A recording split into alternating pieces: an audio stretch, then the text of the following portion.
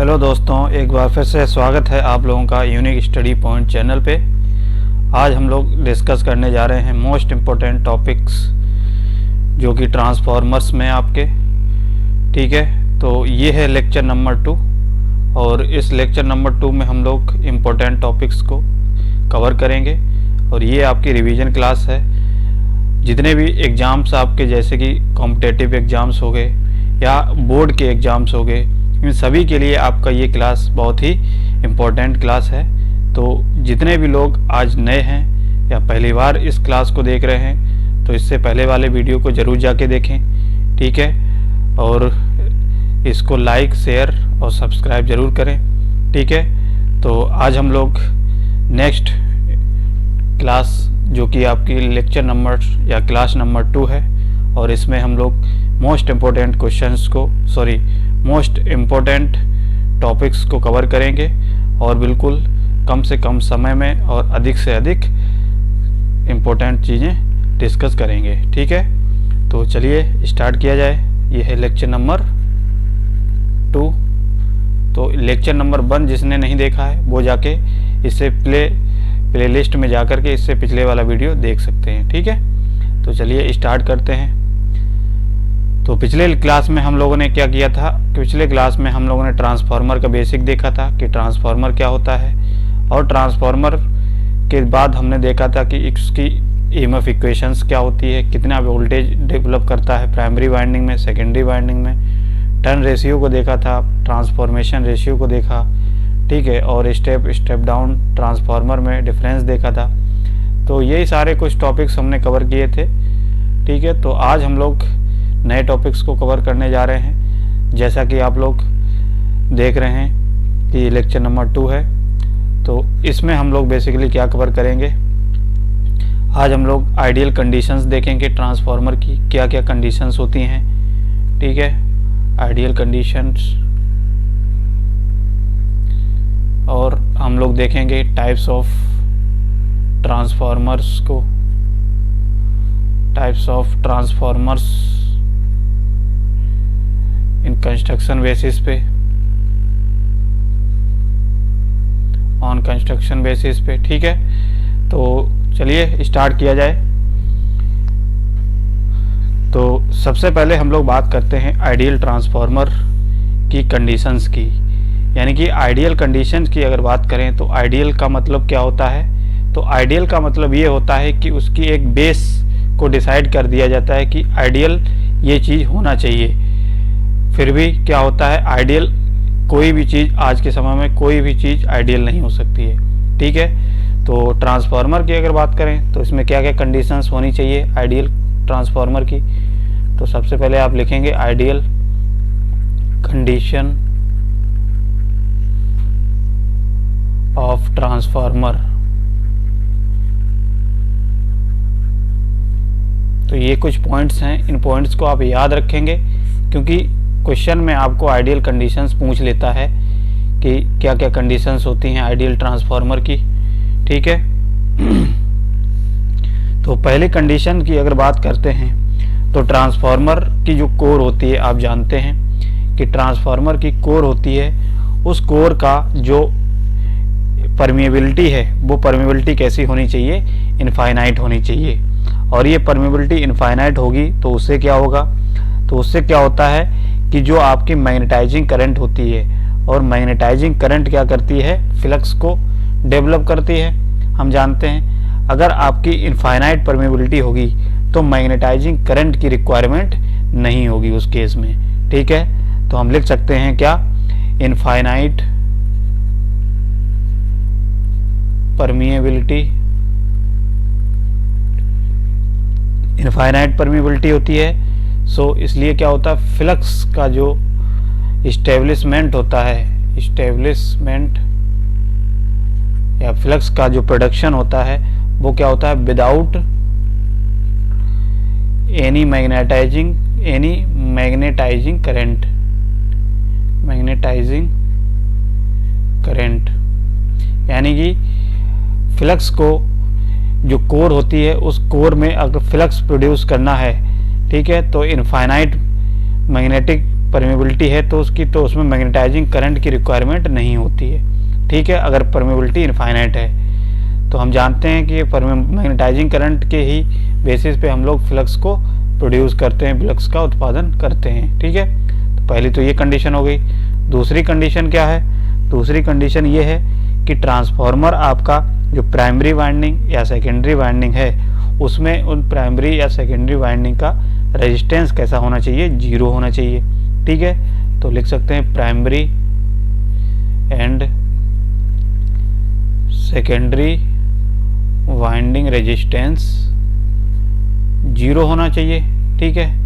और जब ये रेजिस्टेंस 0 होगा तो उस केस में हम जानते हैं कि इसमें कोई भी ओमिक लॉस नहीं होगा, no ohmic losses, no ohmic losses. हम जानते हैं रेजिस्टेंस के ही कारण ओमिक लॉसेस होता है। जब ओमिक लॉस भी नहीं होगा और क्या नहीं होगा, कोई रेजिस्टिव वोल्टेज ड्रॉप भी नहीं होगा, रेजिस्टिव वोल्टेज ड्रॉप नहीं होगा, ठीक है।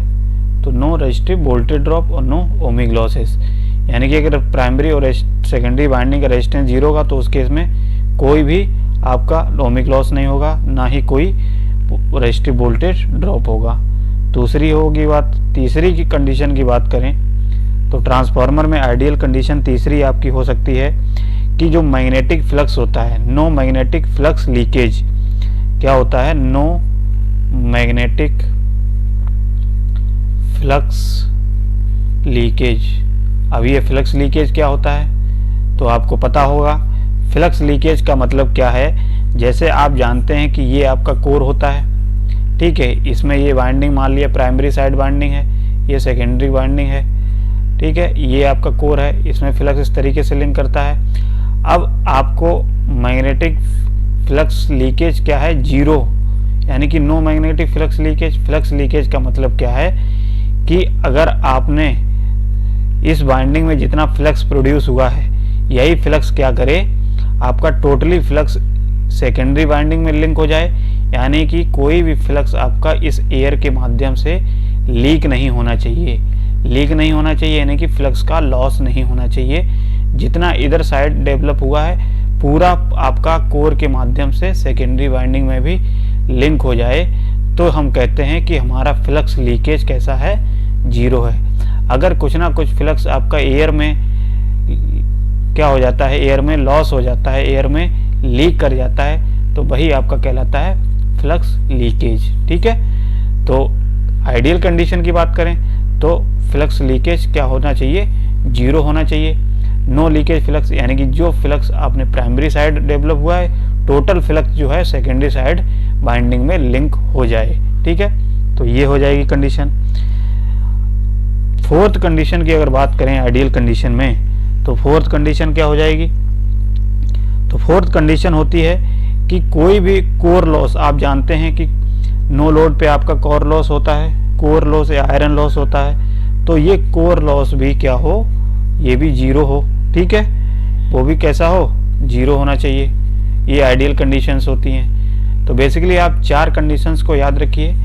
4 कंडीशंस ही आपका क्या होती हैं? मोस्ट इम्पोर्टेंट कंडीशंस होती हैं। इन कंडीशंस को याद रखिए और ये डायरेक्टली आपको क्वेश्चन पूछ सकता है, कॉम्पिटिटिव एग्जाम्स में भी पूछता है और कोई भी बोर्ड का एग्जाम होता है उसमें भी पूछ लेता है कि आइडियल ट्रांसफार्मर की कंडीशंस क्या होती हैं। तो पहले याद रखेंगे इनफाइनाइट परमेबिलिटी होनी चाहिए, ठीक। दूसरी, प्राइमरी और सेकेंडरी वाइंडिंग में रेजिस्टेंस 0 होना चाहिए। तीसरी, कोई मैग्नेटिक फ्लक्स का लीकेज नहीं होना चाहिए, no magnetic flux leakage. Fourth क्या है? कोई भी कोर लॉस नहीं होना चाहिए, ठीक है। तो ये 4 कंडीशंस हैं, इन चारों कंडीशंस को आपको याद रखना है, ठीक है। चलिए नेक्स्ट देखते हैं हम लोग। तो नेक्स्ट टॉपिक की बात करते हैं। आपको ट्रांसफार्मर का इक्विवेलेंट पूछ लेता है, तो इक्विवेलेंट सर्किट कैसे बनाते हैं, क्या होता है इक्विवेलेंट सर्किट, चलिए देख लेते हैं। जैसे हम लोग मानते हैं कि इक्विवेलेंट सर्किट का मतलब क्या है? इक्विवेलेंट सर्किट ऑफ ट्रांसफार्मर, यानी कि ट्रांसफार्मर का इक्विवेलेंट सर्किट। तो जब भी ट्रांसफार्मर का इक्विवेलेंट सर्किट होता है तो हम जानते हैं कि जो प्राइमरी साइड और सेकेंडरी साइड वाइंडिंग्स होती हैं उन वाइंडिंग्स में कुछ ना कुछ रेजिस्टेंस होगा और कुछ ना कुछ उसमें क्या होता है, रिएक्टेंस होगा।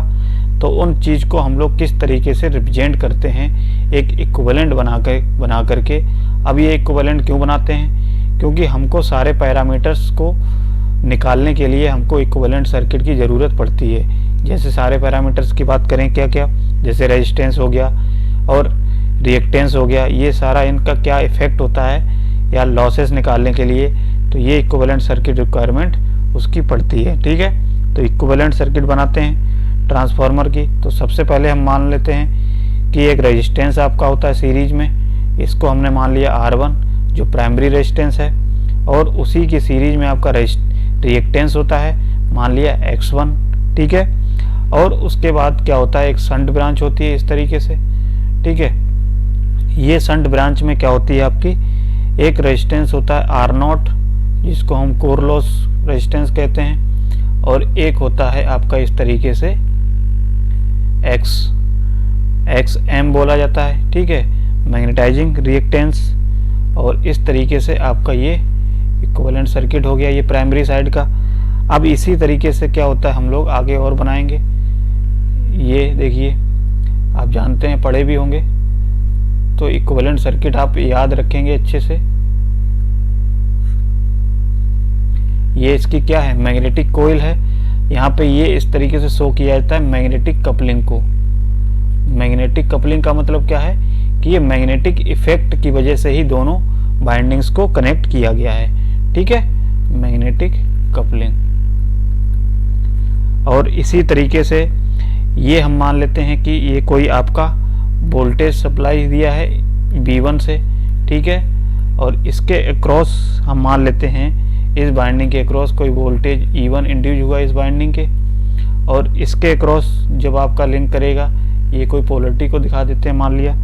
ठीक है, इसमें N1 और N2 क्या है, नंबर ऑफ टर्न है, मान लिया इधर साइड नंबर ऑफ टर्न और इधर साइड नंबर ऑफ टर्न कितना है, N2। इसके अक्रॉस वोल्टेज कितना होता है, मान लिया E2 इंड्यूस वोल्टेज। अब इसी तरीके से अगर आपका सपोज करिए ये नो लोड के केस में हो गया, यानी कि आपने कोई भी लोड सेकेंडरी साइड नहीं कनेक्ट किया। जब सेकेंडरी साइड कोई भी लोड नहीं कनेक्ट करेंगे तब उस केस में आपका इक्विवेलेंट सर्किट डायग्राम इस तरीके से बनेगा। ठीक है, क्योंकि ये ओपन है तो इस तरीके से ये क्या हो जाएगा, V2 भी इसके बराबर होगा, कोई भी करंट नहीं जा रहा है तो कोई लॉसेस नहीं, जो भी वोल्टेज होगा यहाँ का वही वोल्टेज आपका टर्मिनल के अक्रॉस भी वोल्टेज वही होगा। ठीक है, तो ये हो जाएगा आपका नो लोड के केस में, नो लोड केस में हो जाएगा इक्विवेलेंट सर्किट। ठीक है, आ गया समझ में। तो ये सर्किट होता है इक्विवेलेंट सर्किट। अब यहाँ पे ये करंट आपकी इंडिकेट की जाती है नो लोड करंट। ये क्या होती है, नो लोड करंट। ठीक है, नो लोड करंट होती है, और ये नो लोड करंट बेसिकली दो भागों में डिवाइड हो जाती है। ये कौन कौन सी होती है, IW, और ये होती है I म्यू। IW को हम लोग बोल देते हैं कोर लॉस कंपोनेंट ऑफ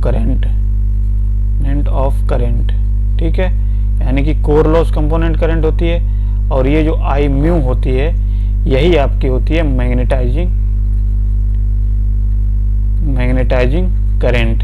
ठीक है, यही मैग्नेटाइजिंग करंट होती है। यही मैग्नेटाइजिंग करंट क्या होती है, रिस्पॉन्सिबल होती है किसके लिए, रिस्पॉन्सिबल होती है फॉर फ्लक्स प्रोडक्शन के लिए, यानी कि फ्लक्स का उत्पादन यही करती है फ्लक्स प्रोडक्शन के लिए। और ये जो होती है कोर लॉस कंपोनेंट करंट, ये बेसिकली क्या होती है, रिस्पॉन्सिबल होती है किसके लिए, लॉसेस के लिए, कोर लॉस के लिए। ठीक है, तो इस तरीके से इतनी डायग्राम आपको पता होना चाहिए। अब अगर हम लोग बात करते हैं किसकी, अगर सर्किट आपका इक्विवेलेंट सर्किट लोडेड कंडीशन में है, तो लोडेड कंडीशन में एक्स्ट्रा क्या आ जाएगा, सेकेंडरी साइड भी रेजिस्टेंस R2 हो जाएगा और रिएक्टेंस हो जाएगा X2, और यहाँ पे इस तरीके से आपका ये लोड कनेक्ट होगा, तो इस तरीके से आपका इक्विवेलेंट सर्किट बन जाएगा। ठीक है, तो ये इक्विवेलेंट सर्किट होता है आपका किसका, ये हो जाएगा पूरा फुल लोड या लोड के केस में, लोड केस में। ठीक है, तो इस तरीके से आपको पता होना चाहिए कि इक्विवेलेंट सर्किट डायग्राम क्या होता है ट्रांसफार्मर का। ठीक है, ये जरूर पूछ लेता है, और इक्विवेलेंट सर्किट में डायग्राम में आपको इस तरीके से बनाना है। और इनके नाम भी आपको लिख देने हैं। जैसे R1 क्या है, तो R1 आप लिखेंगे कि प्राइमरी वाइंडिंग रेजिस्टेंस है, ठीक है। ऐसे ही सेकेंडरी प्राइमरी रिएक्टेंस है, ये क्या है, सेकेंडरी रेजिस्टेंस है, सेकेंडरी वाइंडिंग रेजिस्टेंस, ये क्या है, सेकेंडरी वाइंडिंग रिएक्टेंस है, ठीक है। इस तरीके से आप डायग्राम बना करके इसके नोटेशन को भी लिख देंगे ना, तो आपका काम हो जाएगा, ठीक है। तो इस तरीके से ये होता है इक्विवेलेंट सर्किट डायग्राम किसी भी ट्रांसफार्मर का, ठीक है। आ गया समझ में? कमेंट सेक्शन में लिखिए अगर समझ में आ गया हो आपके।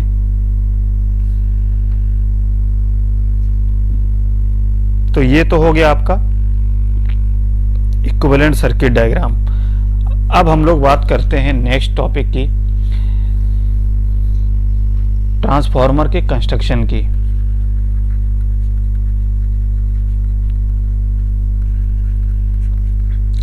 तो ट्रांसफार्मर के अगर कंस्ट्रक्शन की बात करें तो आप जानते हैं कि अगर कंस्ट्रक्शन बेसिकली ट्रांसफार्मर का कोर की बेसिस पे दो टाइप का होता है। आप लोगों ने पढ़ा होगा, हमने आपको बताया भी है क्या होता है। एक कोर टाइप होता है, कोर टाइप ट्रांसफार्मर होता है, ठीक है। और दूसरा क्या होता है, सेल टाइप ट्रांसफार्मर होता है, ठीक है। दो टाइप के ट्रांसफार्मर होते हैं, कोर टाइप और सेल टाइप। अब देखिए इसमें क्या होता है, बेसिकली आपको इसमें क्या पूछेगा, डिफरेंस पूछेगा कि कोर टाइप में क्या डिफरेंस होता है, सेल टाइप में क्या डिफरेंस होता है, ठीक है। तो ये चीज़ आपको पता होनी चाहिए। तो कोर टाइप बेसिकली चलिए हम बता देते हैं डिफरेंस की बेसिस पे, इस तरीके से हम लाइन खींच के आपको समझा देते हैं कि कोर टाइप में क्या होता है डिफरेंस और सेल टाइप में क्या होता है। तो कोर टाइप हमेशा याद रखना, आपका अगर कंस्ट्रक्शन देखा जाए तो कोर टाइप का किस तरीके से होता है, इस तरीके से आपकी एक कोर होगी, ठीक है। इस तरीके से आपकी क्या होगी, एक कोर बनी होगी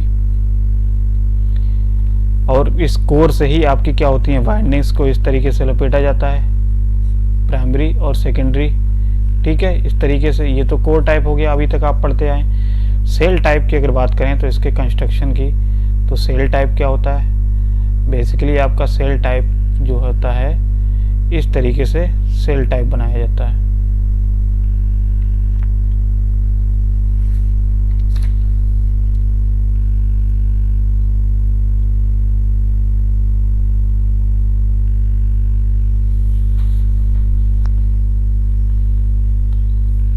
सही बना लेते हैं इसको।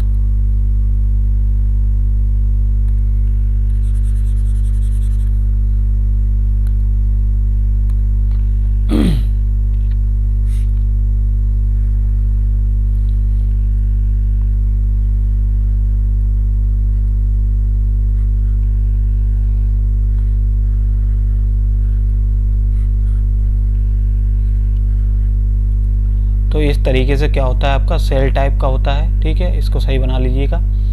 तो सेल टाइप में देखो क्या होता है, बेसिकली इसमें जो होती है बाइंडिंग्स आपकी, ये सेंट्रल लिम्ब है। सेंट्रल लिम्ब का मतलब क्या है, इसमें जो एक लिम्ब होती है या लेग होती है वो बीच में होती है, ठीक है। जैसे कि ये है, और इसमें बाइंडिंग कहाँ पे लगाई जाती है, इसके बीच में, यहाँ पे इस तरीके से प्राइमरी और सेकेंडरी बाइंडिंग को यहाँ पे लगाया जाता है। और अगर हम लोग बात करें कि सेकेंडरी सेल टाइप और कोर टाइप में, तो कोर टाइप में बेसिकली वर्टिकल लिम्ब कितने होते हैं, वर्टिकल का मतलब क्या होता है, ये वाला पोर्शन, ये वाला पोर्शन। हॉरिजॉन्टल का मतलब क्या होगा, ये वाला पोर्शन, ये वाला पोर्शन, ठीक है। तो वर्टिकल के केस में क्या होता है, कोर के केस में क्या होता है, टू लिम्ब्स होती हैं, टू लेग्स होती हैं या लिम्ब होती हैं, इसको हम बोलते हैं, ठीक है। इसमें क्या होती हैं, 1 2 3, तो इसमें क्या होती हैं, 3 लिम्ब्स होती हैं या लेग्स होती हैं। देखो आप, एक ये हो गया, एक ये और एक ये, तो ये 3 लिम्ब्स होती हैं या 3 लेग्स होती हैं इसमें, ठीक है। एक तो डिफरेंस ये हो गया। दूसरी डिफरेंस की अगर बात करें तो इसमें जो वाइंडिंग्स होती हैं वो कहाँ पे लगाई जाती हैं, कोर के आउटर लेग पे, आउटर लेग पे वाइंडिंग्स को लगाया जाता है। जबकि ये क्या है, नेक्स्ट इसके क्या है, सेंट्रल लेग पे या लिम्ब पे बाइंडिंग्स को लगाते हैं, ठीक है। इतनी बात पता होगी। नेक्स्ट डिफरेंस अगर बात करें तो इसमें क्या होता है, नेक्स्ट अगर हम लोग बात करते हैं ये कोर टाइप और सेल टाइप में, तो ये जो होता है आपका कोर टाइप का, इस कोर टाइप में बेसिकली डिजाइन किया जाता है किसके लिए, लो फ्लक्स डेंसिटी के लिए। ठीक है, इसको हम लिख सकते हैं लो फ्लक्स डेंसिटी के लिए इसका यूज किया जाता है, या लो फ्लक्स डेंसिटी के लिए एप्लीकेशन के लिए इसका यूज किया जाता है। ठीक है, इसी तरीके से इसकी अगर बात करें तो ये क्या हो जाएगा, हाई फ्लक्स डेंसिटी के लिए यूज किया जाता है। ठीक है, और हम जानते हैं कि इसमें क्या होगा, कॉपर का रिक्वायरमेंट ज़्यादा होता है, क्योंकि आउटर लिम्ब में कॉपर अमाउंट क्या होगा, अमाउंट मोर होगा, यानी कि ज़्यादा होगा। इसमें क्या होता है, कॉपर का रिक्वायरमेंट या कॉपर का रिक्वायरमेंट कम होता है, यानी कि लेस कॉपर रिक्वायरमेंट या रिक्वायर्ड। ठीक है, इस तरीके से कुछ आपके डिफरेंस हैं, इन डिफरेंस को आप याद रखिए। और इसमें क्या होता है, आपका जो कोर टाइप होता है, ठीक है, इसमें लीकेज फ्लक्स ज़्यादा होता है और इसमें लीकेज फ्लक्स कम होता है। ठीक है, तो कुछ डिफरेंस हैं, इनमें याद रखिए। और हमेशा याद रखना कि जो कोर टाइप होता है, ये कोर टाइप बेसिकली आपका हाई वोल्टेज और हाई पावर एप्लीकेशन के लिए यूज किया जाता है, हाई पावर के लिए यूज किया जाता है। ये क्या है, ये low voltage low power application के लिए यूज किया जाता है। ठीक है, तो ये कुछ डिफरेंस हैं, इन डिफरेंस को आपको पता होना चाहिए, बस आपको डिफरेंस ही पूछता है। ठीक है, कंपैरिजन करने के लिए पूछता है, तो ये आपको पता होना चाहिए। अच्छा, एक चीज़ और है, जो कोर टाइप होते हैं, इन कोर टाइप को कूलिंग करना आसान होता है। ठीक है, क्योंकि ये बाहर साइड बाइंडिंग होती हैं और बाहर साइड बाइंडिंग होने के कारण ये कूलिंग आसान होता है। जबकि सेल टाइप होता है, इसमें कूलिंग क्या होती है, कूलिंग करना थोड़ा कठिन होता है। ठीक है, तो इतनी चीज़ें आपको पता होनी चाहिए ट्रांसफार्मर के बारे में, कोर टाइप के और सेल टाइप के। अच्छा, कुछ और चीज़ें अगर जानना चाहो तो जान सकते हो, जैसे कोर टाइप ट्रांसफार्मर जो होते हैं उनमें लेमिनेशंस जो यूज किया जाता है। ठीक है, कोर टाइप की अगर बात कर रहे हैं, कोर टाइप में तो लेमिनेशन की अगर बात करते हैं, जो सीट्स की लेमिनेशन होती है वो बेसिकली आपके यू या एल शेप के यूज किए जाते हैं। जैसे यू का मतलब क्या है, आपकी कोर किस तरीके से बनाई जाती है, एक तो आपकी इस तरीके से यू शेप की, ये क्या है आपका यू शेप का बन गया कि नहीं कोर, ये इस तरीके से यू शेप का बन जाएगा। और एल शेप का भी बनाया जाता है। ठीक है, ये यू शेप का और आई शेप का, ऐसे आई लिखना, ठीक, आई शेप का। तो एक कोर को ये बना लिया और एक ये क्या है आपका आई शेप का, तो ये पूरा एक ट्रांसफार्मर का कंस्ट्रक्शन बन जाएगा, यानी कि यू शेप का बनाओगे और एल शेप आई शेप का। ठीक है, तो इस तरीके से बनता है। सेल टाइप की अगर बात करें तो इसमें जो लेमिनेशन यूज किया जाता है या कोर का लेमिनेशन यूज किया जाता है वो कैसा होता है, आपका टी, देखिए आपका इसी तरीके से कंस्ट्रक्शन हमने देखा था अभी, इस तरीके से।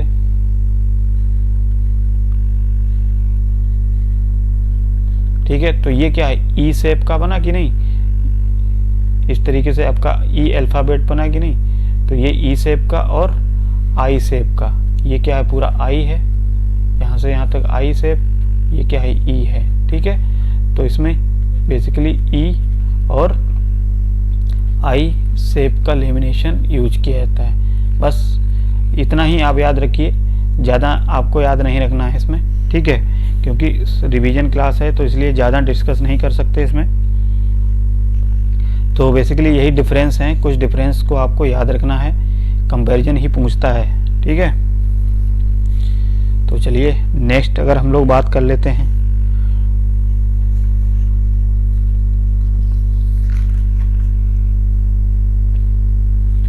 नेक्स्ट हम लोग बात कर लेते हैं इसके फेजर डायग्राम की, यानी कि नो लोड पे हम पहले देखते हैं नो लोड फेजर डायग्राम।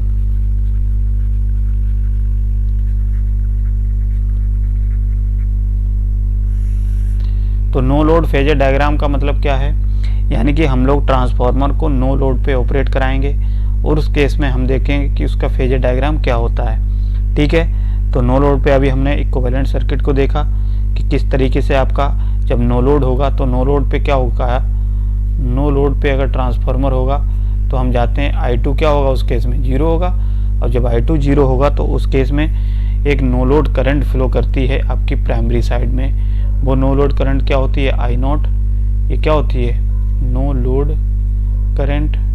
और ये नो लोड करंट बेसिकली किससे मिलकर बनी होती है, दो कंपोनेंट ऑफ करंट से मिलकर बनी होती है, क्या, I म्यू और I डब्ल्यू से। इसको हम लोग क्या बोलते हैं, मैग्नेटाइजिंग करंट, और इसको क्या बोलते हैं, कोर लॉस करंट। ये बेसिकली क्या होती है, ये फ्लक्स जो होता है कोर में, फ्लक्स प्रोडक्शन करता है, फ्लक्स का उत्पादन करता है। ये किसके लिए रिस्पॉन्सिबल होती है, तो ये रिस्पॉन्सिबल होती है किसके लिए, कोर लॉस के लिए। ठीक है, इतनी बात याद रखना है। अब हम जानते हैं, इसी को हम लोग एक नाम से और जानते हैं, इसी एक नाम से और जाना जाता है, वो क्या होती है, रिएक्टिव करंट भी बोला जाता है। और इसको हम लोग एक दूसरे नाम से जानते हैं, वो क्या हो जाएगा, एक्टिव कंपोनेंट करंट। ठीक है, तो ये सारी कुछ चीज़ें हैं, आपको पता होना चाहिए।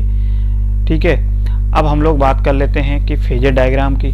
तो फेजर डायग्राम में हम जानते हैं कि जब हम लोग सप्लाई देते हैं, ठीक है, तो सप्लाई देंगे तो उस केस में क्या होगी, जब वोल्टेज अप्लाई करेंगे तो प्राइमरी साइड में करंट फ्लो होगी। अगर नो लोड पे है तो प्राइमरी साइड में तो करंट जाएगी ही, क्यों से जाएगी, I0। और ये किससे मिलकर बनी होती है, बताइए, ये किससे मिलकर बनी होती है, IW प्लस I म्यू, है ना। अगर इसको हम लोग फेजर डायग्राम में अगर इसको इक्विवेलेंट निकालते हैं, मैग्नीट्यूड निकालते हैं, तो ये क्या हो जाएगी, IW square plus I mu square. ठीक है, अगर मैग्नीट्यूड की फॉर्म में लिखना चाहें तो ये इस तरीके से I0 हो जाएगी। अब हम लोग जानते हैं कि अगर फेजर डायग्राम की बात करें तो जो वोल्टेज सप्लाई दोगे और वोल्टेज सप्लाई देने से फ्लक्स प्रोड्यूस होगा, और ये फ्लक्स हमने मान लिया एक वोल्टेज दे दिया V1 सप्लाई दिया, और V1 के ही अपोजिट साइड में क्या होता है आपका, जैसे सप्लाई दोगे तो हम जानते हैं एक अपोजिट साइड में ही पहली बात फ्लक्स डेवलप होगा, और ये फ्लक्स डेवलप होगा वो क्या होगा, 90 डिग्री क्या करेगा, लैग करेगा किससे, V1 से। जैसा कि हमने एग्जाम उसमें देखा था कि flux φm sin omega t, फिर फ्लक्स EMF इंड्यूस हुआ था तो -π/2 आया था साइन के। ठीक है, तो यहाँ से फ्लक्स क्या होगा, φm फ्लक्स डेवलप होगा, और ये फ्लक्स कैसे डेवलप होगा, I म्यू की वजह से, जो कि इन फेज में होगा, किसके फेज में होगा, φm के। ठीक है, और यहाँ से जो वोल्टेज डेवलप होता है हम जानते हैं ट्रांसफार्मर में हमने देखा कि V1 होता है उसी के, E1 डेवलप होता है इसी के, इस तरीके से। लेकिन ये जो होता है इसकी पोलरिटी अपोजिट होती है, लेकिन फेम इक्वल होगा और अपोजिट पोलरिटी का होगा। तो हमने मान लिया E1 क्या होगा, E1 डेवलप होगा, और इसी के फेज में ही आपका क्या होता है, E2 डेवलप होता है इसी फ्लक्स से। ठीक है, और यहाँ पे जो आपकी करंट होती है इसके V1 के फेज में आपकी कोर लॉस करंट होती है, और ये जो होती है मैग्नेटाइजिंग करंट, ये वोल्टेज से 90 डिग्री लैग करती है और फ्लक्स के फेज में होती है। तो हम जानते हैं कि हमारा जो अगर फेजर डायग्राम बनाते हैं इस तरीके से, ठीक है, तो यहाँ से अगर रिजल्टेंट निकालना चाहें, कोर लॉस करंट निकालना चाहें नो लोड, तो हमारा यही बनेगा कि ये देखिए, कोर लॉस कंपोनेंट करंट को हमने आगे बढ़ाया, मैग्नेटाइजिंग करंट को आगे बढ़ाया, तो हमारा किस पॉइंट पे मिला, के इस पॉइंट पे मिला। तो हमारा ये जो कंपोनेंट होता है यही क्या होता है, नो लोड करंट होती है। यानी कि नो लोड करंट क्या है, इन दोनों करंट का फेजर सम है कि नहीं, फेजर सम। तो ये आप बेसिकली आप ध्यान रखिए, ये फेजर डायग्राम होता है किसका, फेजर डायग्राम होता है नो लोड के केस में ट्रांसफार्मर का। ठीक है, अब इस फेजर डायग्राम से हम लोग कुछ इम्पोर्टेंट टर्म्स होते हैं उनको देख लेते हैं, क्योंकि वो न्यूमेरिकल में डायरेक्टली आपको पूछ लिया जाता है। जैसे कोर लॉस कंपोनेंट करंट होती है, तो उसका फॉर्मूला जब हमने निकाला था तो क्या निकल के आएगा, आई नॉट कॉस फाई नॉट। इसी तरीके से आई म्यू अगर हम लोग निकालेंगे इस डायग्राम से, तो यहाँ से देखिए ये एंगल क्या है, फाई नॉट, और यहाँ से देखिए क्या निकलेगा, आई नॉट साइन फाई नॉट। ठीक है, वर्टिकल और ओरिजेंटल कंपोनेंट से आप निकाल सकते हो। यहाँ से आई नॉट अगर निकालना चाहो तो ये क्या निकलेगी, I W square plus I mu square. ठीक है, तो ये कुछ फॉर्मूले हैं, इन फॉर्मूलों को याद रख लीजिए। ठीक है, अब यहाँ से अगर हम लोग क्या करते हैं, कॉस पावर फैक्टर की वैल्यू निकालते हैं, इससे निकाल सकते हैं। देखिए इससे अगर पावर फैक्टर की वैल्यू निकालेंगे तो क्या हो जाएगी बताओ, cos phi naught equals to I W upon I naught. देखिए यही होगी कि नहीं होगी, तो ये क्या है, पावर फैक्टर है किसका, नो लोड पावर फैक्टर है ट्रांसफार्मर का। आपको न्यूमेरिकल में ये सारे फॉर्मूले हेल्पफुल रहेंगे, न्यूमेरिकल में पूछ लेगा आपसे। ठीक है, यहाँ से इतनी बात हो गई। एक फार्मूला और अब याद रखेंगे, एक फार्मूला और याद रखेंगे, वो फार्मूला कौन सा होगा, कोर लॉस। कोर लॉस, तो कोर लॉस का फार्मूला क्या होता है, B1 I naught cos phi naught. ठीक है, इस तरीके से जब आप ये सारे फॉर्मूले वहाँ पे भी आप पढ़ते हैं जब ओपन सर्किट टेस्ट करते हैं। ठीक है, तो इतनी चीज़ें आपको पता होनी चाहिए। आ गया समझ में, बताइए। तो इस तरीके से फेजर डायग्राम आप याद रखेंगे। फेजर डायग्राम हो गया। अब हम लोग क्या कर लेते हैं,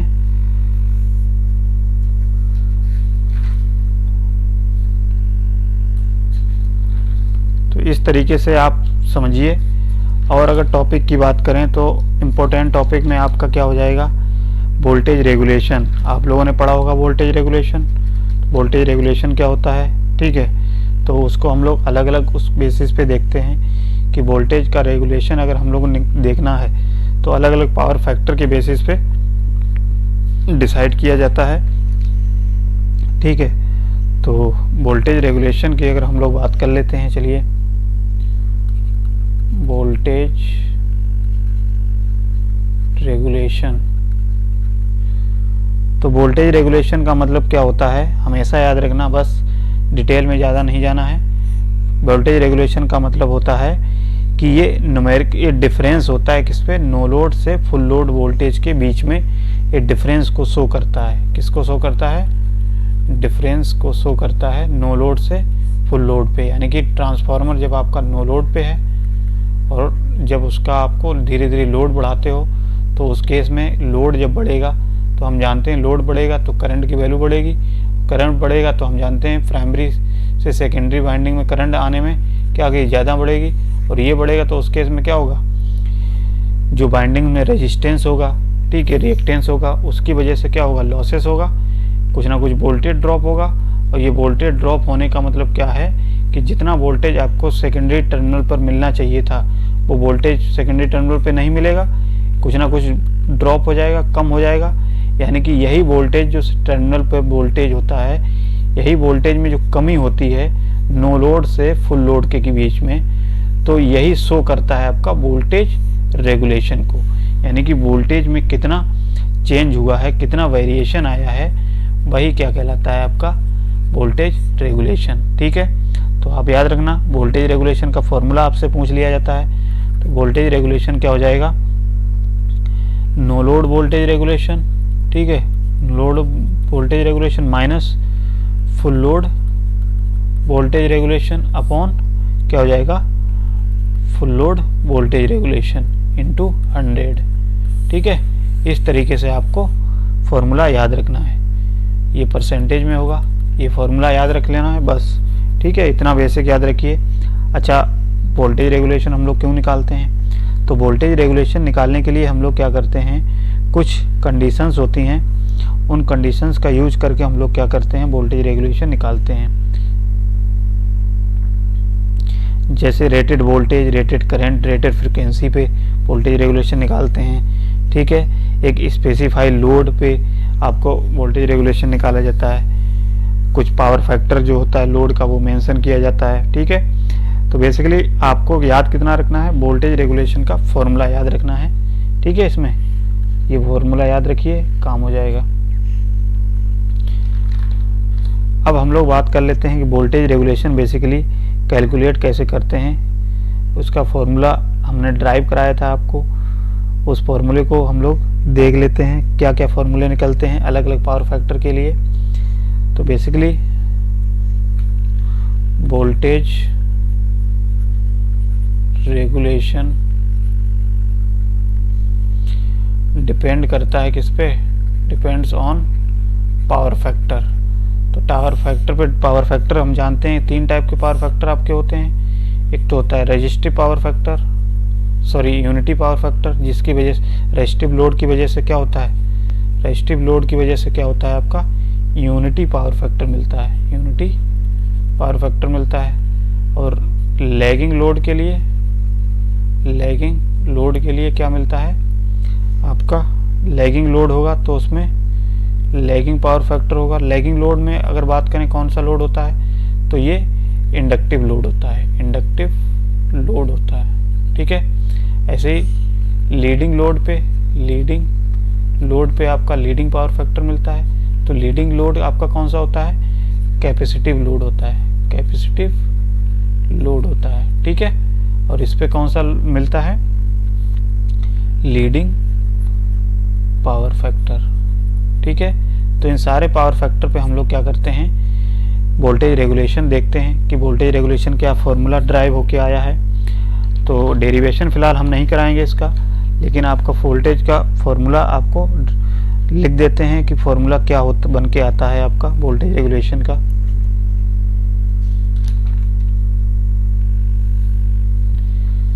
तो इस तरीके से हम लोग क्या करते हैं, वोल्टेज रेगुलेशन को देखते हैं, अलग अलग पावर फैक्टर पे आपका डिपेंड करता है, ठीक है। तो वोल्टेज रेगुलेशन की अगर बात करें तो वोल्टेज रेगुलेशन के लिए पहले हमने एक फॉर्मूला आपको ड्राइव कराया था। तो ये वोल्टेज रेगुलेशन क्या निकलता है उसके इसमें, तो आप जानते हैं कि वोल्टेज रेगुलेशन आपका लैगिंग पावर फैक्टर के केस में अगर देखा जाए, लैगिंग पावर फैक्टर में, तो यहाँ से आपने ड्राइव किया होगा, देखा होगा। तो इसमें क्या होता है, E2 minus V2 upon V2। यहाँ से इस तरीके से जब हम ड्राइव करते हैं तो क्या निकलता था, I2 RE2 cos phi2 plus I2 XE2 sin phi2 upon ये क्या हो जाएगा V2। तो ये आपका निकलता था लैगिंग पावर फैक्टर के लिए वोल्टेज रेगुलेशन, ठीक है। इसको याद रखते हैं, याद रखिए। तो लैगिंग केस में आपको याद रखना है कि यहाँ पे आपका प्लस हो जाएगा, ठीक है। और लीडिंग के केस में आपका क्या जस्ट अपोजिट हो जाता है। लीडिंग पावर फैक्टर के केस में देखें तो वोल्टेज रेगुलेशन का फॉर्मूला क्या निकल के आता है, यही आप याद रखेंगे, I2 RE2 cos phi2 minus I2 XE2 sin phi2 upon V2, ठीक है। ये आपका क्या हो जाता है, लीडिंग पावर फैक्टर के लिए फॉर्मूला निकलता है। यही अगर यूनिटी पावर फैक्टर की बात करें तो यूनिटी पावर फैक्टर के केस में हम जानते हैं कोई भी एंगल नहीं होगा, ठीक है। तो यूनिटी पावर फैक्टर के लिए वोल्टेज रेगुलेशन का फॉर्मूला क्या निकलता है, आप देख सकते हो क्या निकलता था, E2 माइनस V2, ठीक है। ये मैग्नीट्यूड में लिखते हैं इस तरीके से, अपॉन V2, क्योंकि इसमें कोई भी एंगल नहीं होता, ये 0 हो जाएगा, ठीक है। तो आपका केवल क्या बचेगा, E2 माइनस V2, यानी कि यही वाला फॉर्मूला आपको मिल जाएगा। तो बेसिकली ये आपके वोल्टेज रेगुलेशन होते हैं 3 फॉर्मूले, बेसिकली आप देख लीजिए। और क्वेश्चन आपको पूछ सकता है, और ज़्यादा विशेष आपको वोल्टेज रेगुलेशन में कुछ नहीं पूछेगा, बस वोल्टेज रेगुलेशन का डेफिनेशन पूछ लेगा। तो वोल्टेज रेगुलेशन का डेफिनेशन आपको पता होनी चाहिए, ठीक है। तो no load voltage minus full load voltage upon full load, क्या होता है general formula, no load voltage minus full load voltage upon full load voltage into 100। ये आपको फॉर्मूला याद रखना है। आ गया समझ में सबके, ठीक है। तो इस तरीके से हम लोग क्या करते हैं अपना, देख सकते हैं यही इम्पोर्टेंट टॉपिक्स थे। तो कुछ टॉपिक्स आपके और बचे हैं, उन टॉपिक्स को हम लोग क्या करेंगे, अगली क्लास में कोशिश करेंगे, ठीक है। जो भी इम्पोर्टेंट टॉपिक्स हैं, जैसे आपके टाइप्स टेस्ट हो गए और कुछ लॉसेस हैं, उन लॉसेस को भी हम लोग कल या नेक्स्ट क्लास में देखेंगे, ठीक है। तो आज के लिए फ़िलहाल इतना ही, ठीक है। चलिए, बहुत बहुत धन्यवाद। Thanks for watching.